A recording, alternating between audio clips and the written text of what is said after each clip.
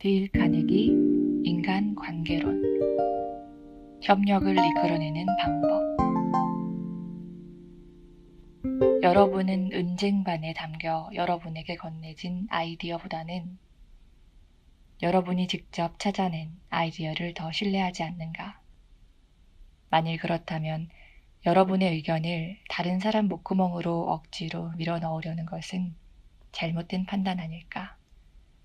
약간의 힌트만 제시하고 상대가 스스로 결론에 도달하도록 하는 것이 훨씬 현명한 행동 아닐까? 예를 들어보자. 필라델피아에 사는 카네기 광자 수강생 아돌프 젤츠 씨 얘기다. 젤츠 씨는 어느 날 갑자기 무기력하고 체계도 없는 자동차 판매 사원들에게 열정을 불어넣어야 하는 처지에 놓이게 되었다. 그는 판매 전략 회의를 열어 판매 사원들이 자신에게 정확히 어떤 것을 바라는지 발표하도록 했다. 사원들이 얘기하는 동안 그는 그 요구사항들을 칠판에 적어 나갔다. 그러고 나서 이렇게 얘기했다.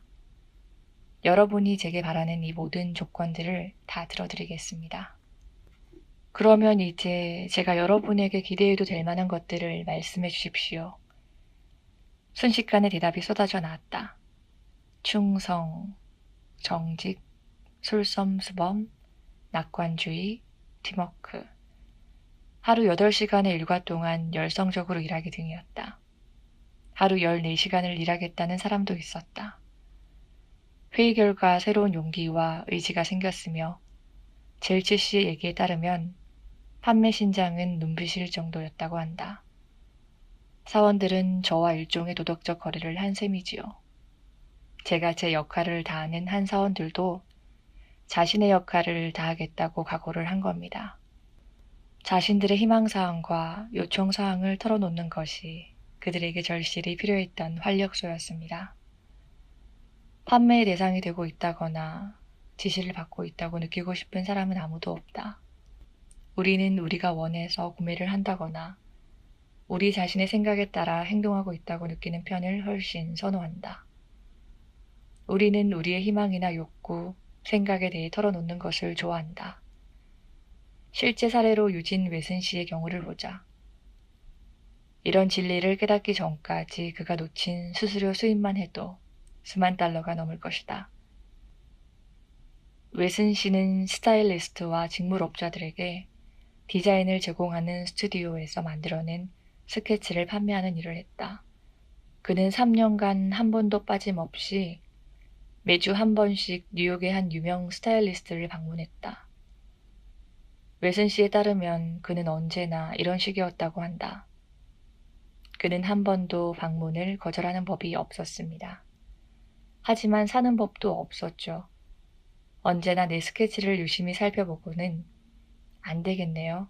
웨슨 씨, 이번 그림은 우리랑 어울리지 않는 것 같군요. 하고 얘기했습니다. 무려 150여 회에 걸친 실패 끝에 웨슨 씨는 자신의 생각이 너무 상투적인 방식에 사로잡혀 있다는 것을 깨달았다. 그래서 일주일에 한 번 저녁 시간을 이용해 사람 다루는 방법을 배우는 강의를 들으면서 새로운 아이디어도 개발하고 새로운 열정을 불러일으킬 결심을 했다. 얼마 안가 그는 새로운 접근 방식을 시도해보고 싶은 의욕이 생겼다. 그래서 미완성 스케치 몇 장을 가지고 그 고객의 사무실로 찾아가 이렇게 말했다. 부탁드릴 일이 있어 왔습니다. 작업 중인 스케치를 몇 장 가져왔는데 어떤 식으로 마무리해야 당신에게 도움이 될 수 있을지 알려주시면 고맙겠습니다. 고객은 잠시 동안 아무 말 없이 스케치를 바라보다가 이렇게 얘기했다. 웨슨 씨, 이 스케치들을 여기에 두고 갔다가 며칠 후에 다시 오시기 바랍니다. 웨슨은 3일 후 다시 방문해 고객의 설명을 들은 후 스케치를 가지고 스튜디오로 가서 고객의 생각에 따라 마무리하게 했다. 결과는 어떻게 되었을까? 물론 전부 팔게 되었다. 그 일이 있던 것은 9개월 전의 일이다. 그 이후 그 고객은 자신의 아이디어를 바탕으로 한 스케치 수십 장을 구매했고 거기서 웨슨 씨가 거둔 수수료 수입만 해도 $6,000가 넘었다. 그 후 웨스는 이렇게 얘기했다. 이제 나는 지난 수년간 내가 왜 그 고객에게 스케치를 판매할 수 없었는지 압니다. 내 처지에서 생각한 것을 그 사람 보고 사라고 강요하고 있었습니다. 이제는 그와 정반대로 합니다. 나는 그에게 자신의 생각을 알려달라고 요청합니다. 지금 그는 자신이 디자인을 만들고 있다고 느끼고 있습니다. 그리고 실제로 그가 만들고 있습니다. 이제 나는 그에게 판매를 하지 않습니다. 그가 구매를 합니다. 시어도 루스벨트는 뉴욕 주지사 시절 대단한 재주를 보여주었다. 정치 지도자들과 좋은 관계를 유지하면서도 그들이 강력히 반대하는 개혁을 밀고 나간 것이다. 그때 그가 했던 방법은 다음과 같다. 중요한 자리에 대한 인사이동이 있을 경우 그는 정치 지도자들을 불러 추천을 받았다. 루스벨트는 이때 일을 이렇게 얘기했다. 처음에 그들은 자기 정당에서 신경을 써줘야 할 별 볼일 없는 정치꾼들을 제안하곤 했다. 그러면 나는 그런 사람들을 임명하는 것은 그다지 정치를 잘하는 게 아닌 것 같다고 말을 했다. 유권자들이 용납하지 않을 것이라는 이유를 댔다. 그 다음에 그들은 자기 당의 당직자들로서 자신에게 유리하지도 불리하지도 않은 그런 사람들을 추천했다. 그러면 나는 그 사람은 유권자의 기대에 부합하지 못하니 좀 더 자리에 어울리는 사람을 찾아줄 수 없느냐고 요청했다. 세 번째로 추천되는 사람은 거의 괜찮은 정도이긴 한데 아직도 자리에는 미치지 못할 경우가 많았다. 내가 고맙다고 하고는 한 번만 더 찾아봐 줄 수 없느냐고 부탁하면 네 번째로는 수용할 만한 사람이 추천되었다. 즉, 내가 직접 골라도 될 만한 사람의 이름을 가지고 왔다. 그러면 그 사람들에게 도와줘서 고맙다고 하면서 그 사람을 임명했다. 그러면서 그 자리에 임명된 게 그 사람들 덕분이라고 공을 돌렸다. 그러고는 이번에는 내가 여러분을 기쁘게 해드렸으니 다음에는 여러분이 나를 기쁘게 해줄 차례라고 얘기를 해두었다. 실제로 그들은 보답을 했다. 그들은 루스벨트의 개혁 법안인 공무원법이나 프랜차이즈 과세 법률을 지지하는 것으로 보답을 했다. 기억해야 할 것은 루스벨트가 상대 의견을 듣기 위해 상당히 많은 양보를 먼저 했고 또 그들의 조언을 존중했다는 점이다. 중요한 인사이동을 행할 때 루스벨트는 정계 지도자들로 하여금 자신이 후보를 선출했으며 선출의 기준 또한 자신들의 것이었다고 느끼도록 만들었다. 롱아일랜드에서 자동차 거래업에 종사하는 사람 중에도 이와 똑같은 방법을 사용해 스코틀랜드인 부부 고객에게 중고차를 판 사람이 있다. 이 업자는 그 고객에게 차를 수도 없이 보여주었으나 어느 것도 마음에 들어 하지 않았다. 이 차는 어울리지 않고 저 차는 상태가 안 좋고 하는 식이었다. 그리고 너무 비쌌다. 언제나 너무 비싼 게 문제였다. 카네기 광자를 수강하던 그 업자는 이런 상태에서 광자 수강생들에게 어떻게 하는 게 좋겠냐고 도움을 청했다. 우리는 그 샌디, 스코틀랜드인을 뜻하는 별명에게 차를 팔려고 하지 말고 샌디가 차를 사게 만들어야 한다고 조언했다. 샌디에게 어떤 것을 사라고 말하지 말고 샌디가 어떤 것을 사겠다고 말하게 하라는 뜻이었다. 샌디가 직접 선택한 것처럼 느끼게 만들어야 한다는 말이다. 이 말은 그럴듯해 보였다. 그래서 며칠 후 어떤 고객이 중고차를 팔고 새 차를 사겠다고 찾아오자 업자는 이 방법을 시도해 보기로 했다. 업자가 보기에 이번 중고차는 샌디의 마음에 들 것 같았다. 그래서 업자는 샌디에게 전화를 걸어 잠깐만 시간을 내 조언을 좀 해줄 수 있겠느냐고 물어보았다. 샌디가 오자 업자는 이렇게 얘기했다. 손님께서는 꼼꼼하게 차를 살피고 차의 가격 매길 줄을 아시니까 이 차를 한번 타면서 살펴보시고 제가 얼마쯤에 이 차를 사면 좋을지 가르쳐 주시지 않으시겠습니까? 샌디는 아주 커다란 한박 웃음을 지어 보였다.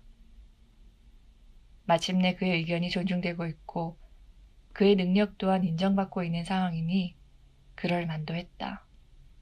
그는 차를 끌고 나가 자메이카에서 포리스트 힐즈까지 퀸스 거리를 한 바퀴 달려보고 돌아와 이렇게 말했다. 이 차는 $300에 사신다면 적당하실 것 같군요. 제가 $300에 이 차를 확보하면 그 가격에 손님께서 사실 의향이 있으신가요? $300에? 물론 그는 산다고 했다. $300는 그가 매긴 가격이었다. 거래는 바로 이뤄졌다. 한 엑스선 장비 제조업자도 이와 똑같은 심리를 이용해 자신의 장비를 브루클린에서 가장 큰 병원에 판매하는 데 성공했다. 그 병원은 신간을 증축하면서 미국에서 가장 좋은 엑스선 장비를 가지려 하고 있었다. 엑스선 파트를 총괄하는 엘 박사에게는 세일즈맨들이 수도 없이 찾아와 자신들의 장비가 최고라고 자랑을 늘어놓고 있었다. 하지만 그 중에도 머리를 쓸 줄 아는 제조업자가 있었다. 그는 다른 사람들보다 인간의 본성을 다루는데 더 뛰어난 사람이었다. 그는 엘 박사에게 이런 편지를 보냈다. 회사는 최근 최신형 엑스선 장비를 시작했는데 첫 번째 물량이 지금 막 저희 사무실에 도착했습니다. 하지만 장비는 아직 완벽하지 않고 저희도 그 점을 알고 있기에 성능을 개선하기 위해 노력하고 있습니다. 만일 박사님께서 시간을 내 장비를 살펴봐 주시고 개선점을 알려주신다면 정말 고맙겠습니다. 바쁘실 터이므로 아무 때든 시간을 정해주시면 차로 모시러 가도록 하겠습니다.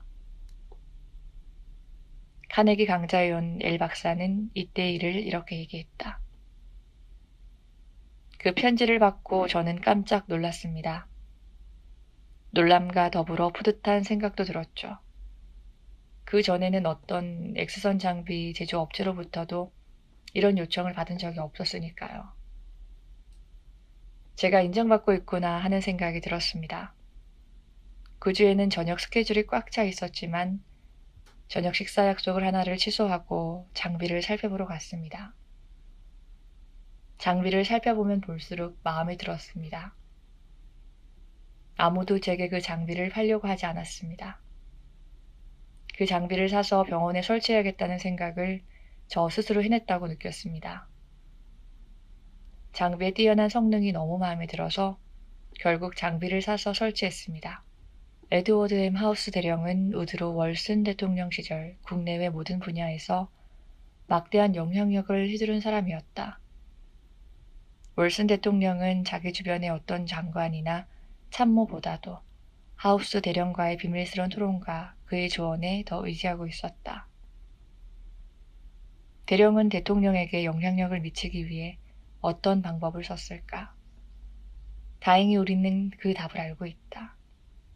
아서 스미스가 더 세터데이 이브닝 포스트에 쓴 글에 대령이 털어놓은 얘기가 들어있기 때문이다. 하우스는 이렇게 말했다. 대통령을 알게 되고 나서 나는 대통령의 생각을 바꾸는 가장 좋은 방법을 터득하게 되었다.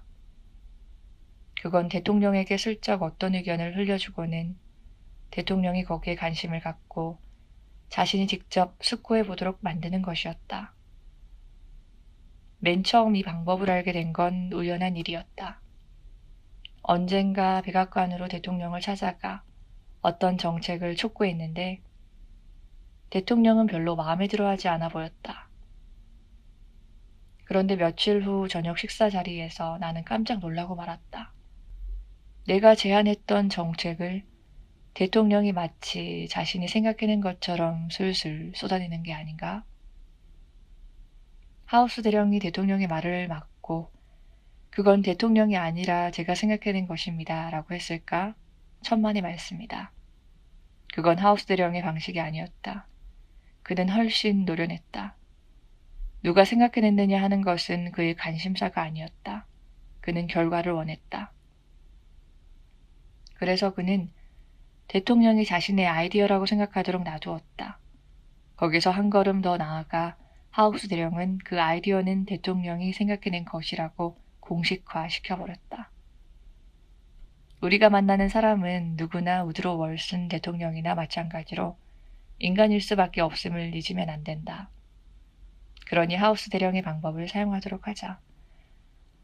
수년 전 캐나다 뉴브룬즈윅에서 숙박업을 하는 사람도 이 방법을 내게 사용해 나를 단골 손님으로 만들어버린 일이 있었다. 당시 나는 뉴브룬즈윅 지방으로 낚시와 카누를 즐기기 위한 여행을 계획하고 있었다. 그래서 그 지역 관광 안내소의 정보를 요청했다. 그런데 내 이름과 연락처가 어딘가에 공개된 것이 분명했다. 순식간에 여러 곳의 캠프와 관광 안내원들이 보낸 편지와 안내 책자, 그리고 추천장이 수십 통 쏟아져 들어왔기 때문이다. 너무 정신이 없고 어디를 골라야 할지 도무지 알 수가 없었다. 이때 좀 다른 현명한 방식으로 접근한 캠프장 주인이 있었다. 그는 뉴욕에서 자신의 캠프를 방문했던 사람들의 이름과 전화번호를 몇 개 알려주면서 나더러 직접 전화를 해보고 어떤 서비스를 원하는지 알려달라고 부탁했다. 놀랍게도 그 명단에는 내가 아는 사람도 들어있었다. 나는 그에게 전화를 해서 캠프 경험이 어땠는지 물어보았다. 그러고 난 후 나는 캠프장 주인에게 언제쯤 갈 테니 준비해달라고 연락했다.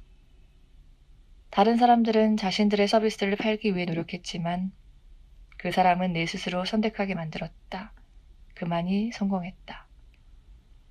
2500년 전 중국의 현인 노자는 도덕경에 오늘날 이 책을 읽는 사람들도 명심해야 할 얘기를 남겼다. 강과 바다가 산에서 흘러내리는 수많은 냇물의 존경을 받는 이유는 낮은 데 있기 때문이다. 낮은 데 있음으로 해서 수많은 냇물을 거느릴 수 있다. 이렇듯 현자는 다른 사람 위에 있고자 함에도 사람들 아래에 선다. 앞에 서고자 함에도 사람들 뒤에 자리한다. 그리하면 사람들 위에 있더라도 무겁다 여기지 않으며 앞에 선다 하더라도 무례하다 여기지 않는다. 그러므로 상대를 설득하고 싶다면 다음 방법과 같이 해보라. 상대가 스스로 생각해냈다고 느끼게 하라.